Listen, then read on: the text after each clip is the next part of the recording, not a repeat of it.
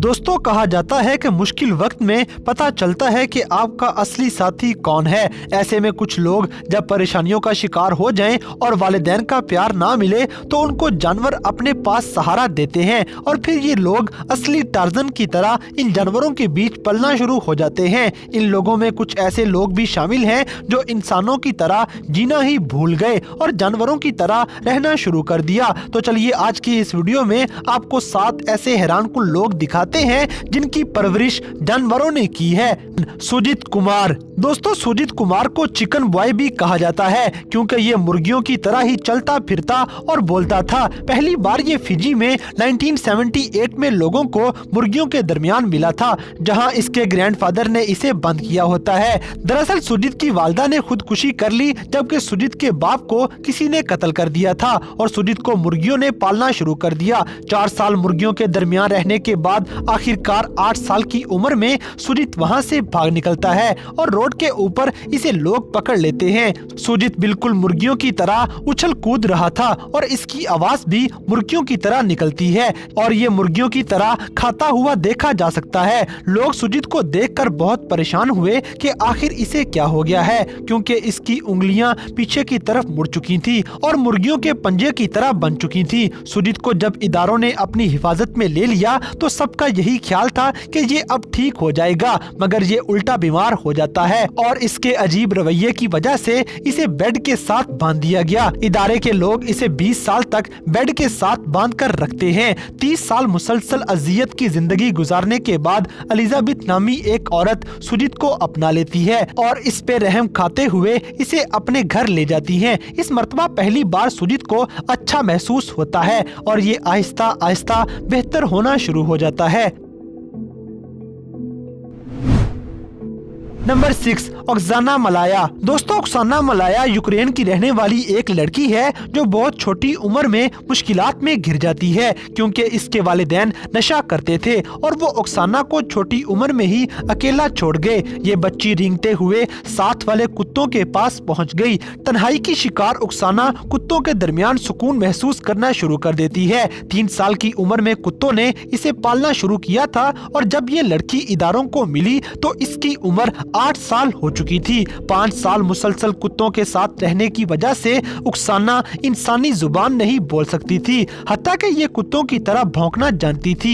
ये कुत्तों की तरह ही अपना खाना मुंह में उठाती और चलने फिरने का अंदाज भी बिल्कुल वैसा ही था। जब 1991 में ओक्साना मलाया को इन जानवरों के दरमियान से निकाला गया तो इसे बस यस और नो बोलना ही आता था और फिर इस बच्ची की मुसलसल देखभाल करते हुए इसे इंसानी जुबान सिखाई गई, मगर आज भी ओक्साना कुत्तों के साथ उतना ही प्यार करती है।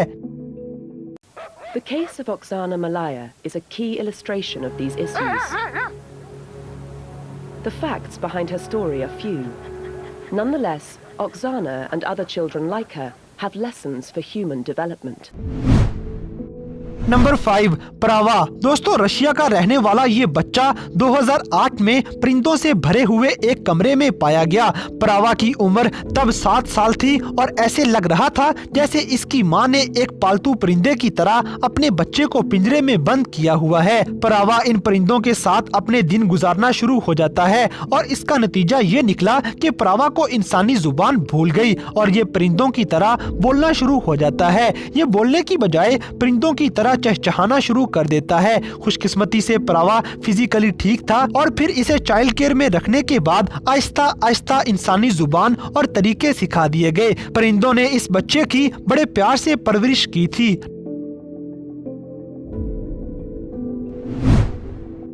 Number 4, John Sabunia. दोस्तों, 1988 में जॉन सबुनिया सिर्फ 4 साल का था जब इसकी जिंदगी मुश्किल होना शुरू हो गई। युगांडा के रहने वाले इस बच्चे ने अपनी आंखों के सामने अपनी मां को कत्ल होते देखा था और कातिल कोई और नहीं बल्कि जॉन का अपना बाप होता है। सबुनिया ये मंजर देखने के बाद घर से भाग जाता है और जंगल में चला जाता है, जहां इसे बंदरों के एक टोले ने अपने पास पनाह दे दी। 1991 में जॉन 7 साल का हुआ तो इसे ढूंढ लिया जाता है। ये आगे से खूब मजम्मत करने लग जाता है, हत्ता के बंदर भी जॉन को अपने पास रखने के लिए लड़ना शुरू हो गए। ये बंदर इदारे के लोगों पे लकड़ियां उठा उठा के फेंकना शुरू हो जाते हैं। जॉन की टांगें बंदरों की तरह मुड़ चुकी थी और इसकी खुराक भी जानवरों वाली बन चुकी थी। आखिरकार जॉन की अच्छी खासी केयर करने के बाद ये ठीक हो जाता है और इंसानों की तरह चलना फिरना और बोलना शुरू कर देता है। Number 3, Shamdeo the wolf boy. दोस्तों, शामड्यू इंडिया का रहने वाला एक ऐसा शख्स है जिसकी कहानी 1972 में शुरू हुई। शामड्यू 4 साल की उम्र में ही जंगल की दुनिया में चला गया, जहां इसे अपनी खुराक हासिल करने के लिए खतरनाक जानवरों के साथ लड़ना पड़ता था। जब इदारों को शामड्यू मिला तो ये भेड़िए के बच्चों से खेल रहा था।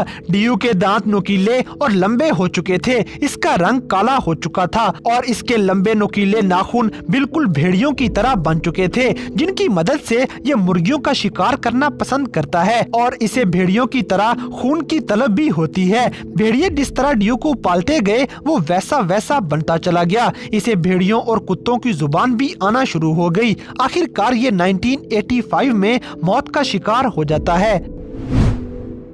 Number 2, अमाला and Kamala. दोस्तों, अमाला की उम्र 12 साल और कमाला की उम्र 8 साल थी जब ये 1920 में इंडिया के अंदर भेड़ियों के दरमियान पाई गई। जोसेफ सिंह नामी शख्स ने इन दोनों को भेड़ियों के दरमियान से निकाल लिया और एक यतीम खाने में ले गया। सिंह साहब एक दरख्त के ऊपर छुपे रहे और जैसे ही भेड़िए शिकार करने के लिए निकले तो ये गार के अंदर चले जाते हैं और वहाँ जाके देखा कि 2 इंसान के बच्चे पड़े हुए हैं। पहले तो जोसेफ को समझ ही नहीं आई कि ये इंसान है या फिर भेड़िए।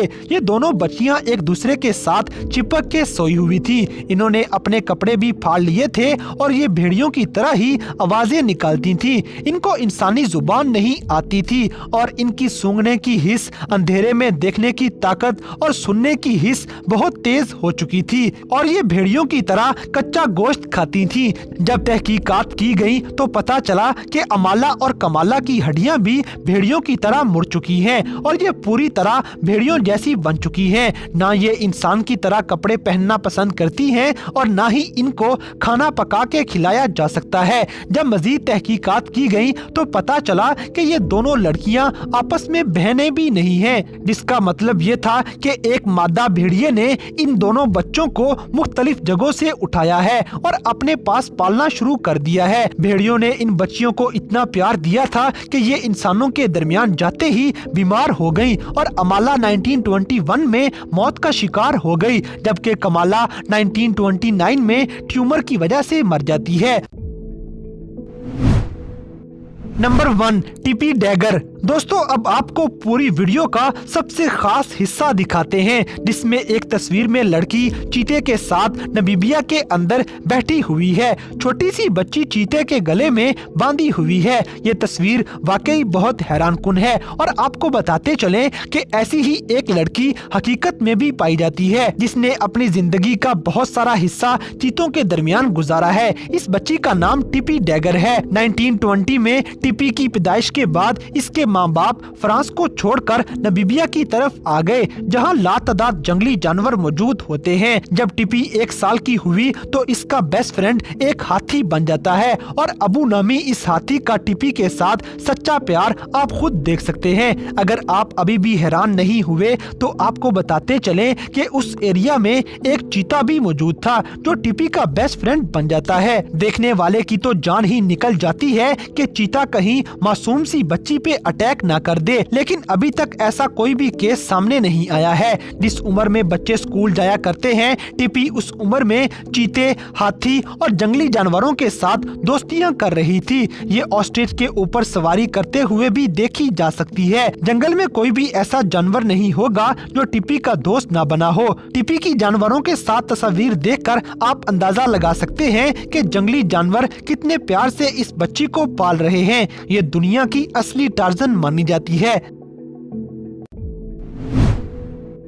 तो दोस्तों, ये थे दुनिया में मौजूद 7 ऐसे हैरानकुन लोग जिनकी परवरिश जानवरों ने की है। तो इन सब में से कौन आपको सबसे ज्यादा हैरानकुन लगा,